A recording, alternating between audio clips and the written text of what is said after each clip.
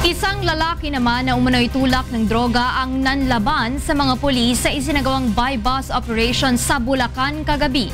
May hataw na balita si Mackie Libradilla live. Yes, Mackie, go ahead. Yes, Rina, nakahandusay pa ang isang lalaking tulak ng droga matapos nitong makaengkwentro. Ang mga pulis ay kinasang buy-bust operation sa barangay Katmon, Santa Maria, Bulacan, mag-aalauna kaninang madaling araw. Kinilala ang suspect na si Alvin De La Torre.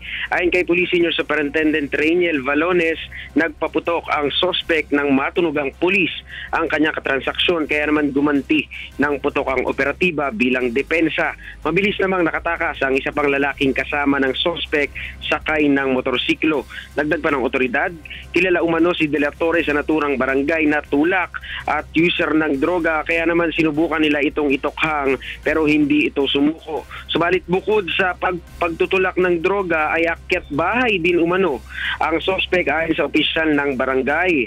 Ayon kay Barangay XO Rodel Mariano, kamakailan lang ay may dalawa pang reklamo na naman ng pangloloob ang suspect. Sa kasalukuyan ay inihahanda na ng otoridad ang iba pang drug operation hanggang sa tuluyan na umanong mabura ang droga sa lugar. Yamong latest, balik sa Rina.